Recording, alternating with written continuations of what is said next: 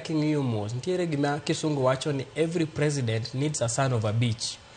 Ker ka ker dwaro ng'at moro ma wiye ombachni. To king'iyo kata mana Kenya ka iyudo ka gini osetimore. To nitiere sama kisetieko tiji to nyaka idhi. Gima nomiyo yiega. Gima nomiyo keti kanyo nyaka idhi. King'iyo Migosi Uhuru Kenyatta nitiere ng'ato mano kawe tim Martha Karua ok adwa luongo nying ng'ano. To ng'ano no rise e ranks piyo piyo. Obedo bunge ndalo matin.